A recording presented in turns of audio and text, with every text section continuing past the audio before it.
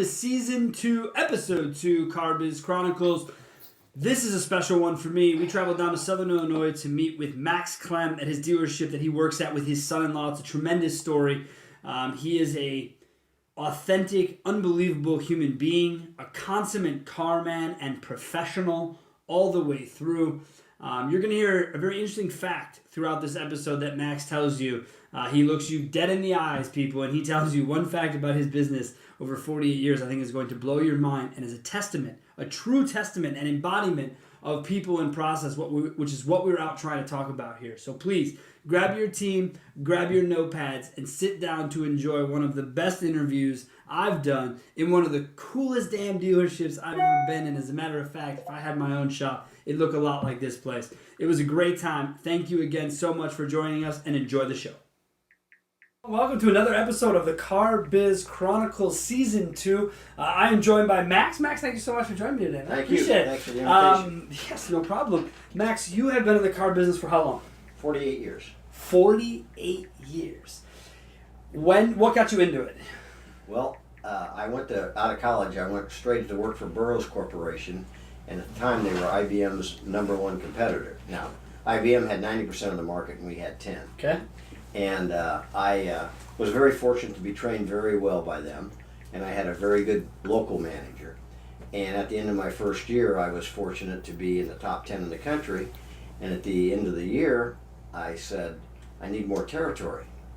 And he said, well, you know, I said, well, my income's going to be capped because there's only so many businesses at the time in '72 needed what IBM and Burroughs were selling.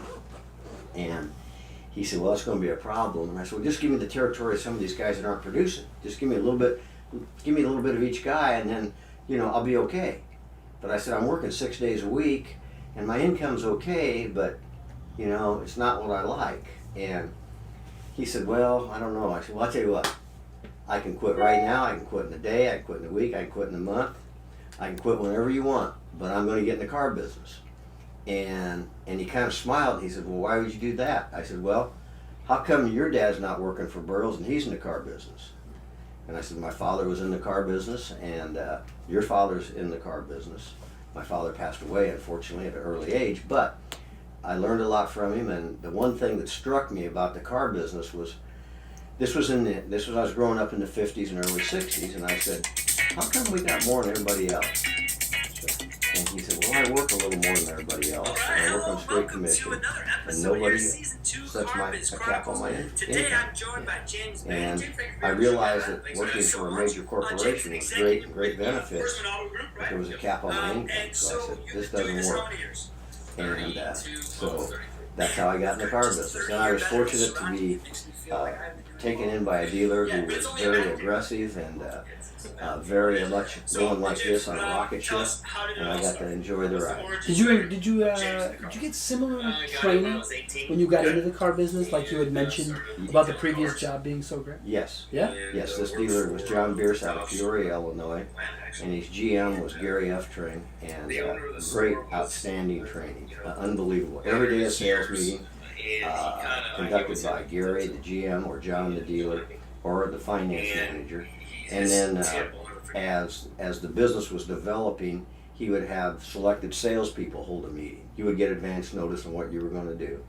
We had a walk-around contest every year on the new product. This is back in the mid-'70s. I was going to say, 1970s, you're talking about walk-around contests, yes, product giveaways, like having fun with it. Yes. In 1972, do you feel like training's taken a back seat as we've gotten further down the funnel of the car business from the 70s to today? Yes. Yeah. Why do you think that is? Your opinion. I think it's because, unfortunately, many dealers are driven by the bottom line and not by producing people. But did you just happen to see the little 14-minute segment Rick Hendrick did?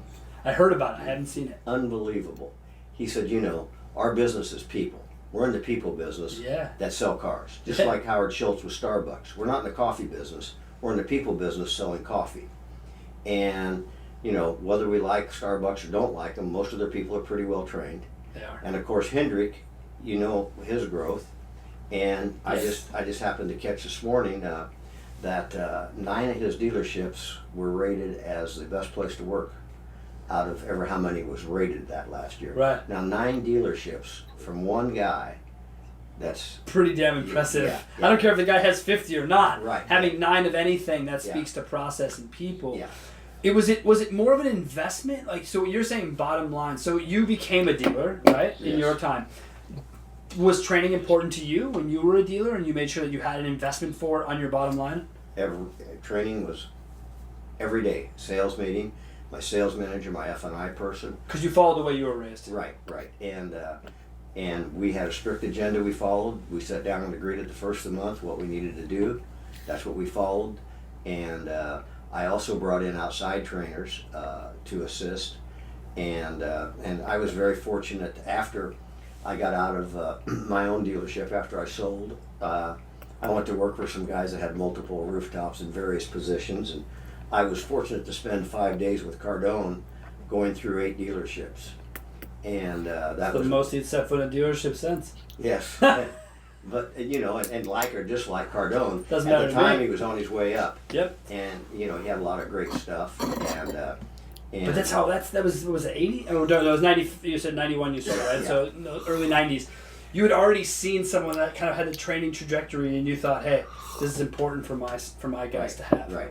And right here in this little store that I'm with my son-in-law, we have training all the time. There's not many of us here, but right now we've just added a sales associate, and she's doing backup F&I. She's doing cash deals. She's assisting people when we get overran. Does she have any history in the car business? None. 19 years as a private secretary to a female woman who was in cosmetic and reconstructive surgery.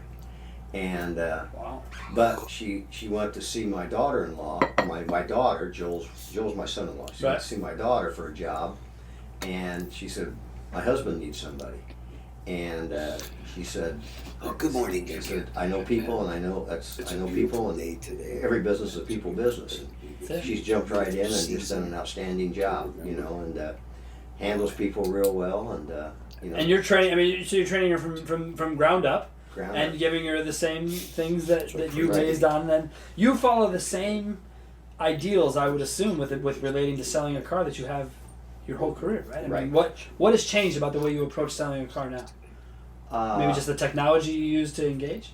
The technology used to engage. I think that we have to do a whole lot better job of listening now because of the millennials who are coming into the market. Okay. And they some people like them, some people don't. I treat everybody the same. Sure. But if you just ask them enough questions, they'll tell you how they want to be sold. Right. And That's the age-old story, though, right? In our business, That's right. Ask the right questions, people will tell you how to be sold. You don't have to sell them. no, that's Yeah, right. they'll sell themselves. Exactly. Yeah. And so it has. I think you have to be a less structured environment Okay. than we've had in the past. I was fortunate to be a trainer for a long time for a man with 8 rooftops, and he believed in training, unbelievable belief in training, and right out here in the middle of cornfield and bean field in central Illinois. And he paid me well, and my job was to train him, and it was a very rigid process, and That you follow because you're very specific in what you do. You mean? right. Okay. And recently, and he and I are very good friends. As a matter of fact, he bought my dealership when I sold out, and we were friends before, competitors, but friends, and friends now, and friends for life. Awesome. And recently we had a conversation, and I told him, I said, your structure's got to loosen up a little bit. I said, you got to, you don't have to start and sitting at the desk doing the counseling and pull out the. Right. We don't need Yeah. 4 squares with a bunch of ink everywhere if we Right. can get it. Now does everything happen? Yes, it just happens in a different way and less structured. Same questions are asked, but not quite as structured. Mhm. And a lot of times, the people show up they're there to buy the car today, and you need to determine that. And that's one of the things I think that you can have appreciation as is anyone who's been doing this long enough, and I know that I can. Even when I started in the late 90s, Saturdays sucked. Because Saturdays were just tire kick. I mean, there were people that was when they were off work, so Right. they were going to 17 dealerships looking at 15 cars. that doesn't happen anymore. No. People got their cell phones, they got the one option, maybe two options, and then that's it. So when they show up on my lot, the intent now is so much higher than it was even in the late 90s. I mean, I can't even imagine how much you've seen intent change and customers change. When you look at training behavior at your store, you had said something that when you do it rigidly with your guys by meeting. How long were these? I'm not a meeting guy. I'm on record as not at all a meeting guy. But how long were they? When you guys were doing it, you said strict agendas, strict time frames. How long did you guys stay in a room? Train. We tried to limit it to 30 minutes, and the first 10 to 15 were what did we sell yesterday? What's the trade-ins? Going over all the fresh trades. So not just a meeting. Right. This isn't a talk at you meeting. This is a let's talk together meeting, right? We do the lot walks. Gosh, when's the last time someone did a good lot walk? Well, it's not a thing. No. My owner wouldn't let me clock in. Yeah. Until I did it. So that's how I learned to do it. And I grew up in the Chicago car business, right? Working for the Grossinger Automotive Group, which you know the name down here. Yes. And that was how it was. I'm gonna punch in. Cool. Did you see what the trades were? Nope. Yeah. Have a nice day. Go to the back lot. That's right. So that's how you did it. That's how you still. When you say training is you got to be a little bit more less rigid.